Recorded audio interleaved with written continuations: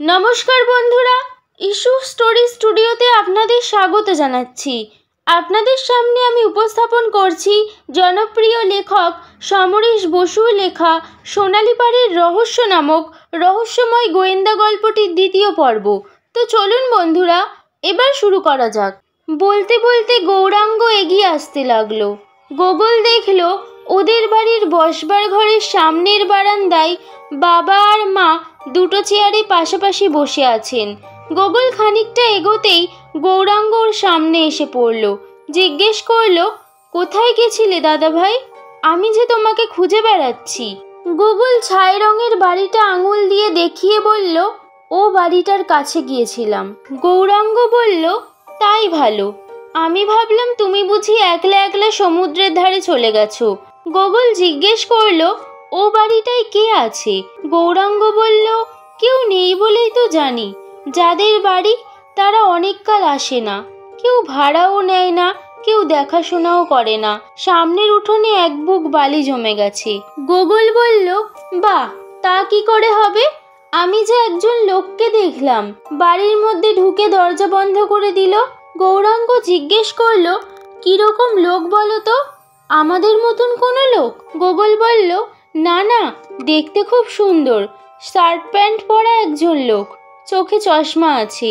গৌরাঙ্গ সহজভাবেই বলল, তাহলে কেউ হয়তো ভাড়া নিয়ে এসেছে। খাট আলমারি তো কিছু কিছু আছে, তবে বাড়িটার যা হাল, ভদ্রলোকেরা থাকবে কেমন করে কে জানে। গোগল বাড়ির সামনে এসে পড়ল। বারান্দায় উঠতে না উঠতেই মা একটু বিরক্ত হয়ে জিজ্ঞেস করলেন, কোথায় গেছিলি তুই? না বলে কয়ে? গোগল বলল, কাছেই তো ঘুরছিলাম, আমার ঘুম আসছিল না, তুমি আর বাবা তো ঘুমাচ্ছিলে। মা বললেন, তাই তুমি এই অচেনা জায়গায় ঘুরতে বেরিয়ে গেলে? তোমার পোড়া চোখে তো ঘুম নেই। গোগল বাবার দিকে তাকালো। বাবা ঠোঁট টিপে হাসছেন, একটু চোখের পাতাও কাঁপালেন। গোগলও বাবাকে একটু ইশারা করলো। মা রাগ করলেই গোগল ওর বাবার সঙ্গে একটু চোখে চোখে ইশারা করে, যার অর্থ হলো মা এখন রেগে আছেন, এখন কোনো কথা নয়। মা কিন্তু সবই দেখতে পান, এখন পেলেন। আর হাত বাড়িয়ে গোগলকে ধরতে গিয়ে বললেন, তবে রে দুষ্টু, দেখবি? গোগল বাবার বুকে ঝাঁপিয়ে পড়ে খিলখিল করে হেসে উঠল। বাবাও হেসে উঠলেন। তারপরে মা হাসলেন। গৌরাঙ্গ একটা ছোট্ট টেবিল সামনে বসিয়ে দিয়ে গেল।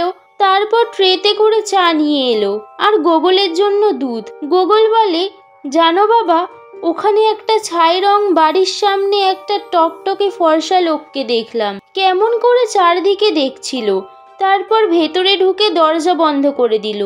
বাবা চায়ের কাপে চুমুক দিয়ে বললেন, কেমন করে আবার দেখছিল? গোগল বলল, মনে হলো লোকটা যেন লুকিয়ে কিছু করছে। বাবা বললেন, তুমি তো ওরকম অনেক কিছুই দেখতে পাও। মা বললেন, এখন দুধটা খেয়ে নাও তো, আমরা জামা কাপড় বদলে এক্ষুনি সমুদ্রের ধারে বেড়াতে বেরোবো। গোগলের এখনো দুধ খেতে হলেই যত ঝামেলা। বলল, আমার যে খিদে পায়নি। মা বললেন, তাহলেও খেয়ে নাও, আমাদের বেরিয়ে ফিরতে দেরি হবে, তখন খিদে পেয়ে যাবে। গোগল জানে দুধ খেতেই হবে, খেতেও হলো। তারপরে বাবা মার সঙ্গে সমুদ্রের ধারে বেড়াতে চলল। বেড়াতে গিয়ে মায়ের সঙ্গে ও অনেক ঝিনুক কুড়োলো।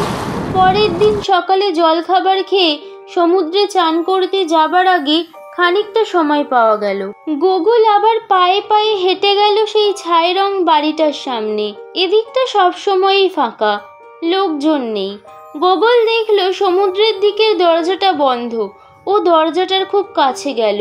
পুরনো দরজা, কিন্তু এখনো বেশ মজবুত আছে।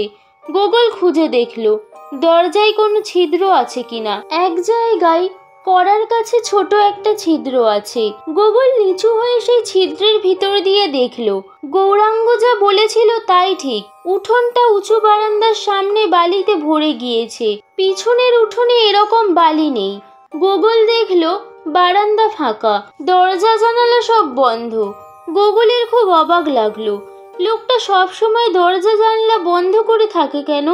একা থাকে নাকি? কি দেখছো খোকা? পিছনে মোটা গলার স্বর শুনে গোগল চমকে পিছন ফিরে তাকালো। দেখলো সেই লোকটি মানে বেশ ভদ্রলোক। ফর্সা চেহারাটা সত্যি সুন্দর। সাদা ট্রাউজার আর শার্ট একটু ময়লা দেখাচ্ছে। চোখে চশমা। গোগল ভয় পেয়েছে, লজ্জাও পেয়েছে। ওর মুখ লাল হয়ে উঠল। বলল, এমনি বাড়ির ভেতরটা দেখছিলাম।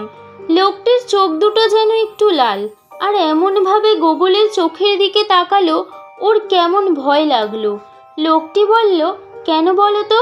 গোগল বলল, এমনি। লোকটি আর খানিকক্ষণ গোগলের চোখে চোখ রেখে বলল, কারোর বাড়ির ভেতরে কি এরকম উঁকি দিয়ে দেখতে আছে? গোগল ভয়ে ভয়ে মাথা নাড়িয়ে বলল, না। লোকটি বলল, তবে আর দেখো না। তুমি কোন বাড়িতে থাকো? গোগল আঙুল দিয়ে ওদের বাড়িটা দেখিয়ে দিল। লোকটি আবার জিজ্ঞেস করলো, বেড়াতে এসেছো? হ্যাঁ। কোথা থেকে? কলকাতা থেকে।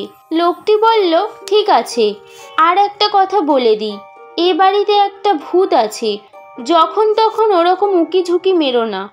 গোগলের দু চোখ গোল হয়ে উঠল। বলল, ভূত? লোকটি বলল, হ্যাঁ, আমি নিজের চোখে দেখেছি। গোগল যেন ভূতের থেকে ওর লোকটার চোখের দিকে তাকাতে ভয় পাচ্ছে বেশি। তবু বলল, তাহলে আপনি থাকেন কেমন করে? ভয় করে না? লোকটি হেসে বলল, না, আমি ভয় পাই না। বলে লোকটা আস্তে আস্তে সরে গেল। গোগলও বাড়ির দিকে যেতে যেতে পিছন ফিরে দেখল লোকটি পাঁচিলের আড়ালে চলে গেল। লোকটা বেরোলো কোথা দিয়ে? নিশ্চয় পিছন দরজা দিয়ে। ও তাড়াতাড়ি দৌড়ে রাস্তার দিকে গেল, যেখান দিয়ে পিছনের দরজাটা দেখা যায়। দেখতে পেল লোকটি ভিতরে ঢুকে দরজাটা বন্ধ করে দিল। গোগল এখনো যেন ওর বুকের ধকধকানি শুনতে পাচ্ছে। লোকটার চোখ দুটো যেন কেমন, তাকালেই বুকের মধ্যে কেমন যেন করে ওঠে। কিন্তু ভূত, সত্যি ভূত আছে নাকি বাড়িটার মধ্যে? ভাবতেই ও ছুটে গেল নিজেদের বাড়ির দিকে। গিয়েই বাবাকে সব কথা বলল। মা অন্য কোথায় ছিলেন, বাবা কি একটা বই পড়ছিলেন। সব শুনে বললেন, বেশ তো, ভদ্রলোক যখন বলেছেন ভূত আছে, তুমি আর ওখানে যেও না। গোগল অবাক হয়ে জিজ্ঞেস করলো, ভূত কি সত্যি আছে নাকি বাবা? বাবা বললেন, কি জানি, আমি তো কোনোদিন দেখিনি। তবে তোমার মা তো প্রায়ই জটি বুড়ির কথা বলে, সেরকম কিছু থাকলেও থাকতে পারে। গোগল বাবার মুখের দিকে অনেকক্ষণ তাকিয়ে রইল, কিন্তু বাবা মুখ নামিয়ে বই পড়ছেন। গোগলের কাছে জটি বুড়ির ব্যাপারটা এখন অস্পষ্ট। কখনো মনে হয় মা ভয় দেখাবার জন্য বলেন, আবার কখনো মনে হয় সত্যিও হতে পারে। তবে জটি বুড়িরা না খেলে না ঘুমোলে দুষ্টুমি করলেই শুধু ঘাড় মটকাতে আসে। ভূত কি তাই? বাবা বললেন, চলো, এখন আমরা সমুদ্রে চান করতে যাব। সমুদ্রে চান করতে যাবার খুশিতে ভূতের ব্যাপারটা মাথা থেকে চলে গেল। আবার সেই দুপুর। গোগলের কিছুতেই ঘুম আসতে চায় না। এদিকে মা ঘুমিয়ে পড়েছেন, বাবাও অন্য ঘরে ঘুমোচ্ছেন। গোগল আর থাকতে না পেরে উঠে পড়ল। আস্তে আস্তে বাইরে বালিতে এসে দাঁড়ালো। খা খা দুপুর। ছাই রঙের বাড়িটার দিকে একবার তাকিয়ে দেখল। লোকটার কথা মনে পড়ল। মনে হলো লোকটা সত্যি কথা বলেনি। ভূতের সঙ্গে আবার কেউ থাকতে পারে নাকি? ভাবতে ভাবতে গোগল সেই বাড়িটার দিকেই গেল। পাঁচিলের ধার দিয়ে ঘুরতে ঘুরতে দেখল দুটো দরজাই বন্ধ। গোগল কিন্তু বাড়িটার 3 দিক দেখেছে, আর একটা দিক দেখেনি। সেদিকটায় ছোট বড় অনেকগুলো ঝাউ গাছের জটলা। গোগল এবার সেদিকটাই গেল। অবাক হয়ে দেখল পাঁচিলের এক জায়গায় অনেকখানি ভাঙা, ঠিক যেন সুড়ঙ্গ মতো। অনায়াসে একজন মানুষ ঢুকে যেতে পারে। গোগল একটু ভাবল, ঢুকবে কি ঢুকবে না? ভূত বা জটি বুড়ি কি সত্যি আছে? ও নিচু হয়ে ভাঙা দিয়ে ভিতরের দিকে দেখল। পিছনের আগাছা ভরা উঠোনটা দেখা যাচ্ছে। উঠোন আর বারান্দার অনেকখানি দেখা যাচ্ছে। উঠোনে একজোড়া শালিকও ঘুরে বেড়াচ্ছে। গোগল ভাঙা পাঁচিলে সুড়ঙ্গ দিয়ে উঠোনের মধ্যে ঢুকে পড়ল। দাঁড়িয়ে দাঁড়িয়ে চারিদিক দেখল সামনের উঠোনটা বাড়ির এক পাশ দিয়ে খানিকটা দেখা যাচ্ছে। সেখানে বালি জমি উঁচু হয়ে উঠেছে। সেই বালি এদিকেও যেন ঢালু হয়ে নেমে এসেছে। গোগল বারান্দার দিকে তাকালো, কেউ নেই। ও আস্তে আস্তে খালি পায়ে বারান্দায় উঠল। ডাইনে বাঁয়ে তাকিয়ে দেখল বাঁদিকের দরজাটা খোলা। লোকটা কি ভিতরে আছে, ভূতের সঙ্গে? গোগলের বিশ্বাস হয় না। ও আস্তে আস্তে খোলা দরজার কাছে গেল। অন্য সব জানালা দরজা বন্ধ। ঘরটা অন্ধকার মতো দেখাচ্ছে। গোগল ঘরের মধ্যে ঢুকলো। ঢুকে ডান দিকে আর একটা খোলা দরজা দিয়ে পাশের ঘরটা আবছা মতো দেখতে পেল। মনে হলো সেই ঘরে খাটের উপরে কে শুয়ে আছে, সেই লোকটা নাকি। একটুখানি তাকিয়ে থাকার পরে গোগলের মনে হলো খাটের ওপর মায়ের মতো কোনো মহিলা চিত হয়ে শুয়ে আছেন। তৎক্ষণাৎ ওর মনে হলো পরের ঘরে ঢোকা ঠিক হয়নি। ও তাড়াতাড়ি বেরিয়ে এলো। উঠোনে নেমে পাঁচিলের সুড়ঙ্গের দিকে যাবার সময়েই পিছনের দরজাটা খুলে গেল। চশমা পরা সেই লোকটা। গোগলকে দেখে লোকটার মুখটা যেন কেমন ভয়ঙ্কর হয়ে উঠল। ধমক টমক দিল না, গোগলের দিকে তেড়ে ছুটে এলো। গোগল সেটা বুঝতে পেরেই সুড়ঙ্গের ভিতর দিয়ে গলে দৌড় দিল। লোকটাও সুড়ঙ্গ দিয়ে গলে তাড়া করলো। গোগলের বুকটা ভীষণ ঢিপ ঢিপ করছে লোকটার সেই ভয়ঙ্কর মুখটা মনে করে। ও প্রাণপণে দৌড় দিল, কিন্তু কিসের সঙ্গে হোঁচট খেয়ে বালির ওপর ছিটকে পড়ল। আর ঠিক সে সময় সামনে এসে পড়ল একদল গরিব কাঠকুড়ানি মেয়ে। গোগল বালি থেকে উঠবার আগেই পিছন ফিরে দেখল লোকটা একটু দূরেই থমকে দাঁড়িয়ে পড়েছে। কাঠকুড়ানির দলটা অবাক হয়ে একবার গোগলকে দেখছে আর লোকটাকে। লোকটার জ্বলন্ত চোখের দিকে তাকিয়ে গোগলের যেন নিঃশ্বাস আটকে এলো। ও আবার বাড়ির দিকে দৌড় দিল। বাড়ির কাছাকাছি আসবার আগেই গৌরাঙ্গর সঙ্গে ওর দেখা হয়ে গেল। সে দোকান থেকে কিছু কিনে নিয়ে ফিরছিল। জিজ্ঞেস করলো, কি হয়েছে দাদা ভাই, এত দৌড়ে কোথা থেকে আসছো? গোগল দাঁড়িয়ে পড়ে পিছন ফিরে দেখলো, না, লোকটা আর আসছে না। হাঁফাতে হাঁফাতে বলল, জানো গৌরাঙ্গ দাদা, ওই ছাই রং বাড়িটাই যে থাকে সে আমাকে তাড়া করেছিল। গৌরাঙ্গ বলল, কেন? আমি পাঁচিলের ভাঙা গর্ত দিয়ে বাড়ির মধ্যে ঢুকেছিলাম তাই।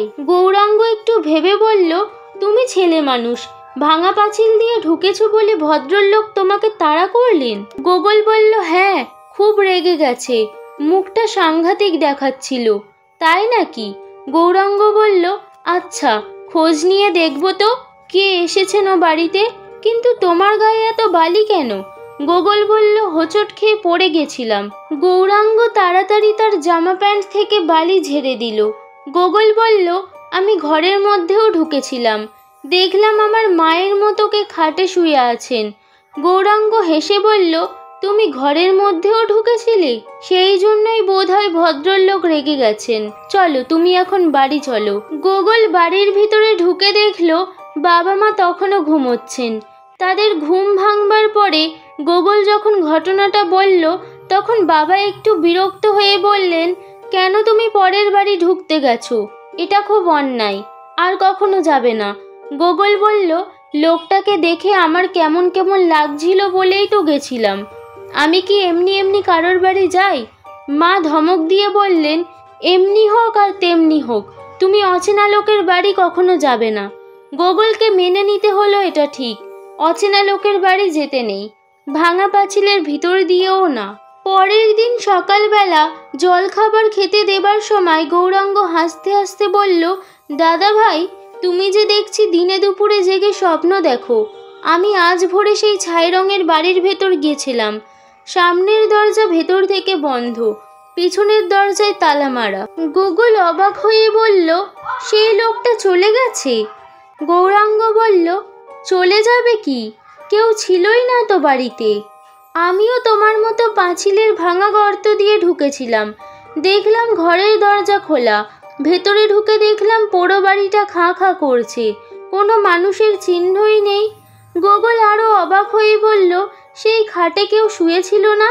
গৌরাঙ্গ বলল, খাটে বিছানা নেই, পুরনো ধুলো পড়ে নোংরা হয়ে গেছে, ওখানে কয়েক বছর কেউ ঢোকেইনি। গোগল বাবা মায়ের দিকে তাকালো। বাবা পাউরুটি চিবোতে চিবোতে হেসে বললেন, গোগল মনে মনে অনেক কিছু দেখতে পায়। গোগল বলল, সত্যি বলছি বাবা, আমি দেখেছি। মা বললেন, বেশ করেছো, সত্যি সত্যি হয়তো ভূতই আছে, তুমি আর ওখানে যেও না, এখন দুধটা খেয়ে নাও। গোগলের মনটা খুব খারাপ হয়ে গেল। এরকম ভুলও কি করে দেখতে পারে? সবই কি ভুতুড়ে ব্যাপার? লোকটা আর সেই খাটে শুয়ে থাকা মহিলাও ভূত? গোগলকে ভূতে তাড়া করেছিল? গোগল চুপচাপ নিজের মনে খেয়ে নিল। এখানেই শেষ হলো গল্পটির দ্বিতীয় পর্ব। গল্পটির দ্বিতীয় পর্ব ভালো লেগে থাকলে লাইক এবং শেয়ার করুন, চ্যানেলটিকে সাবস্ক্রাইব করুন এবং নিজের মতামত কমেন্ট সেকশনে জানাতে ভুলবেন না। খুব তাড়াতাড়ি আসতে চলেছে গল্পটির তৃতীয় পর্ব।